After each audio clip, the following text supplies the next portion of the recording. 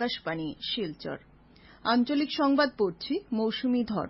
আজকের বিশেষ খবর হল দেশের প্রথম সারির অর্থনীতিবিদদের সঙ্গে প্রধানমন্ত্রীর মত বিনিময়, আসন্ন কেন্দ্রীয় বাজেট সম্পর্কে অর্থনীতিবিদদের পরামর্শ গ্রহণ, আসাম প্রত্যক্ষ নিযুক্তি পরীক্ষার রূপরেখা পরিবর্তন সম্পর্কে বিভিন্ন পক্ষ থেকে প্রতিক্রিয়া ব্যক্ত করায় বিষয়টি পুনর্বিবেচনা করা হবে বলে মুখ্যমন্ত্রী ড হিমন্ত বিশ্ব শর্মার প্রকাশ, রাজ্যে বন্ধ হয়ে থাকা কোল্ড স্টোরেজগুলোকে পুনরুজ্জীবিত করা সহ নতুন কোল্ড স্টোরেজ নির্মাণের জন্য আসাম সরকার গুরুত্ব আরোপ করেছে বলে কৃষিমন্ত্রী অতুল বরার প্রকাশ এবং বরাক উপত্যকার 3 জেলার সাম্প্রতিক বন্যা পরিস্থিতি সরেজমিনে পরিদর্শন করতে রাজ্যের জনস্বাস্থ্য কারিগরি মন্ত্রী জয়ন্ত মল্ল বড়ুয়া আজ শিলচরে। এবারে বিস্তারিত খবর।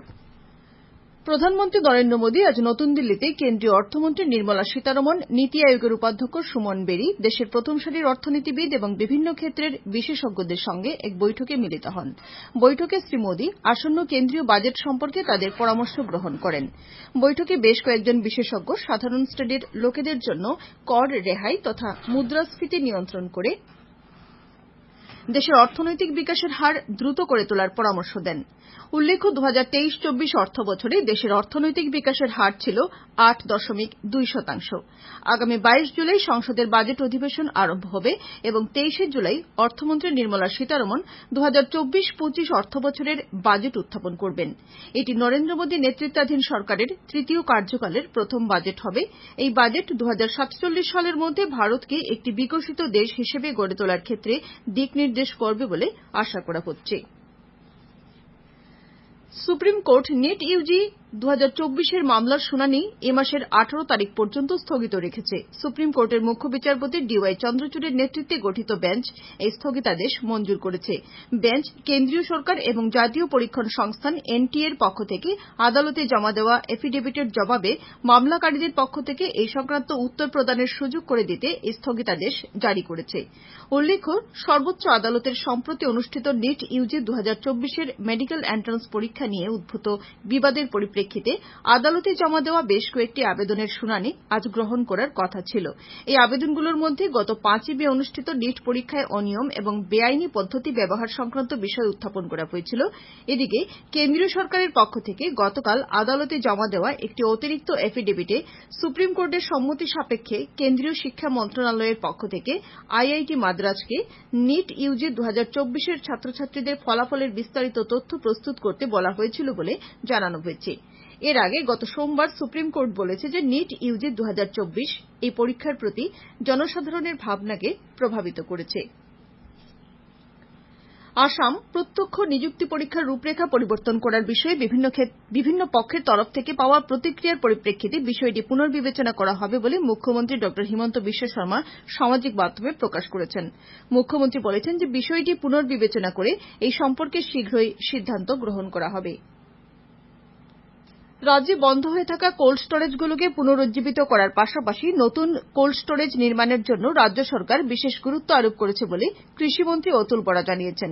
এই সম্পর্কে দিশপুরে অনুষ্ঠিত এক বৈঠকে রাজ্যের কৃষি উৎপাদন আয়ুক্ত তথা কৃষি বিভাগের আয়ুক্ত সচিব অরুণা রাজোরিয়া, সচিব তেজ প্রসাদ ভূষাল সহ সংশ্লিষ্ট বিভাগের উচ্চপদস্থ আধিকারিকদের সঙ্গে মন্ত্রী শ্রী বরা কোল্ড স্টোরেজ সমূহের বর্তমান পরিস্থিতি সম্পর্কে আলোচনা করেছেন। তিনি বলেন যে সহজে নষ্ট হতে পারে এমন সব খাদ্য সামগ্রীর মেয়াদ বৃদ্ধি এবং এইসবের গুণগত মান অক্ষুণ্ণ রাখা, নষ্ট হওয়ার পরিমাণ হ্রাস করা, পরিবহনের ব্যয় হ্রাস করা ইত্যাদি ক্ষেত্রে কোল্ড স্টোরেজ ব্যবস্থা কৃষক ও ব্যবসায়ীদের উপকৃত করবে। রাজ্য সরকারের মাতৃপিতৃ বন্দনা কার্যসূচি অনুসারে সরকারি আধিকারিক কর্মচারীদের পিতামাতা, শ্বশুর শাশুড়ির সঙ্গে সময় কাটানোর জন্য বিশেষ নৈমিত্তিক ছুটি ঘোষণা করা হয়েছে। এই অনুসারে চলতি বছরের 6 থেকে 8 নভেম্বর এই ছুটি প্রদান করা হবে।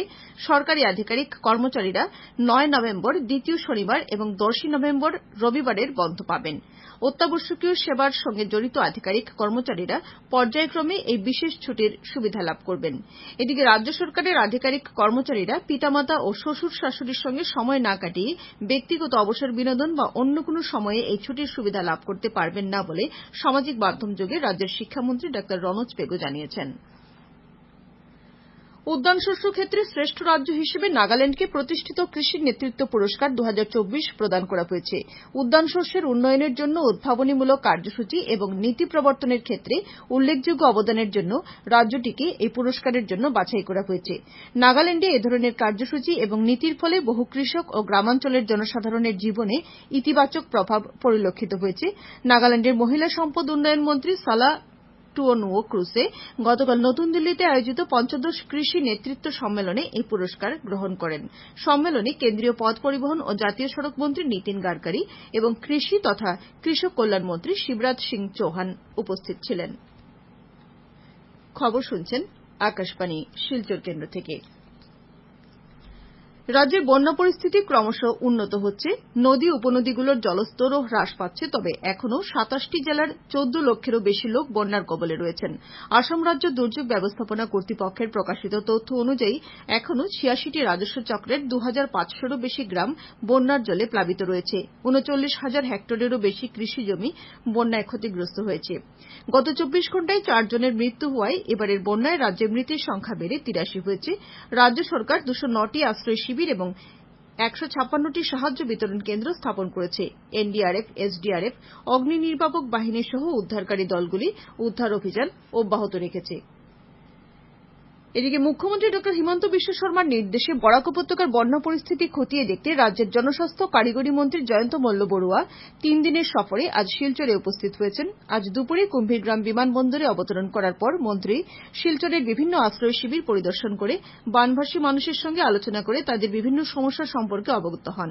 এরপর তিনি শিলচর মালিনী বিলের হিরণপ্রভা দেব শিশু মন্দিরে পৌঁছে বন্যাক্রান্তদের মধ্যে ত্রাণ সামগ্রী বিতরণ করেন। মন্ত্রী শ্রী মল্ল বড়ুয়া জেলা আয়ুক্ত কার্যালয়ে বিভিন্ন বিভাগের সঙ্গে এক জরুরি বৈঠকে অংশগ্রহণ করে বন্যায় ক্ষয়ক্ষতির পরিমাণ সম্পর্কে পর্যালোচনা করা সহ অন্যান্য বিষয়েও খোঁজখবর নেন।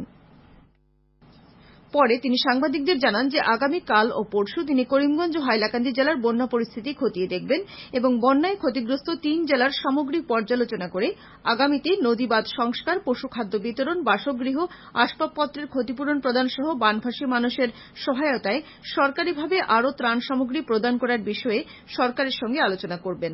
এছাড়া বন্যা পরিস্থিতি স্বাভাবিক হওয়ার পর বিভিন্ন রোগ নিয়ন্ত্রণে আগাম প্রস্তুতি গ্রহণ করা সহ প্রয়োজনীয় ওষুধপত্র প্রদান করার বিষয়েও চিন্তাভাবনা করার কথা জানান তিনি। রাজ্যের জলসম্পদ বিভাগ সূত্রে আকাশবাণীকে জানানো হয়েছে যে আজ সন্ধ্যে 7টায় শিলচর অন্নপূর্ণা ঘাটে বরাক নদী বিপদসীমার 75 সেন্টিমিটার নিচে প্রবাহিত হচ্ছে। এখানে জল আজ বিকেল 5টা থেকে কমছে বলে জানানো হয়েছে।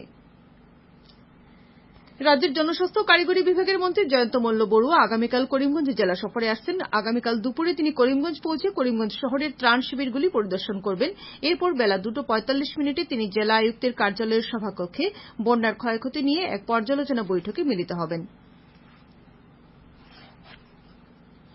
আজ বিশ্ব জনসংখ্যা দিবস।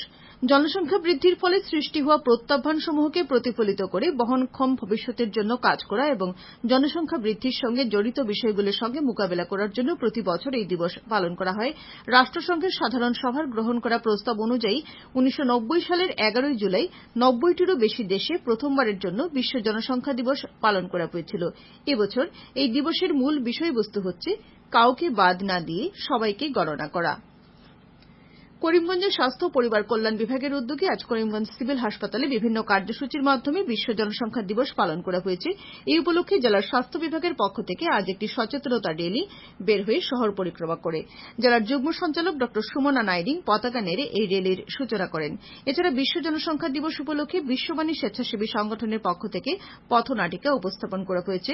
পরে সিভিল হাসপাতালের সম্মেলন কক্ষে অতিরিক্ত আয়ুক্ত মিনার্ভা দেবী আরামবামের পৌরোহিত্যে আয়োজিত সচেতনতা সভায় সহকারী আয়ুক্ত রংবামন টেরং, মুখ্য চিকিৎসা ও স্বাস্থ্য আধিকারিক ড মতীন্দ্র সূত্রধর প্রমুখ বক্তব্য রাখেন। হাইলাকান্দি জেলা স্বাস্থ্য বিভাগের উদ্যোগেও আজ বিশ্ব জনসংখ্যা দিবস পালন করা হয়েছে। এই উপলক্ষে স্বাস্থ্য বিভাগের যুগ্ম সঞ্চালকের কার্যালয়ে আয়োজিত এক অনুষ্ঠানে অতিরিক্ত আয়ুক্ত লালরহলু খেংতে সারথি ভ্যানের উদ্বোধন করেন। এছাড়া আজ রিজমা বেগম লস্কর ও স্বপ্না বেগম চৌধুরী নামের দুজন আশাকর্মীকে সম্বর্ধনা জানানো হয়েছে।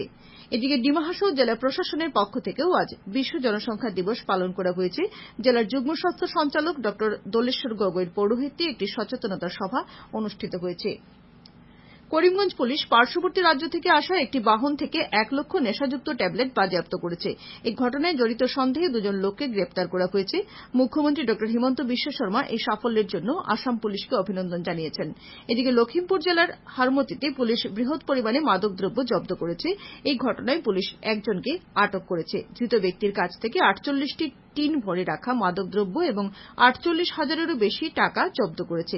এছাড়া গোলাঘাট জেলার সরুপাথার থেকে 1 কোটি টাকারও বেশি মূল্যের মাদকদ্রব্য বাজেয়াপ্ত করা হয়েছে। এছাড়া একজনকে আটক করে তদন্ত চালানো হচ্ছে। শেষ করার আগে খবরের বিশেষ অংশগুলো আবার পড়ছি।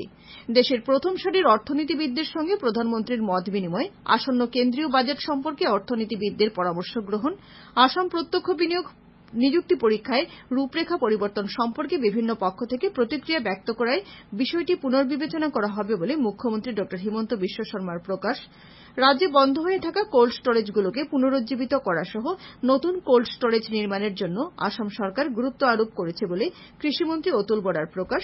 এবং বরাক উপত্যকার 3 জেলার সাম্প্রতিক বন্যা পরিস্থিতির সরেজমিনে পরিদর্শন করতে রাজ্যের জনস্বাস্থ্য কারিগরি মন্ত্রী জয়ন্ত মল্ল বড়ুয়া আজ শিলচরে। আঞ্চলিক সংবাদ আজকের মতো শেষ হল। পরবর্তী সংবাদ আগামীকাল সকাল 7:35 মিনিটে।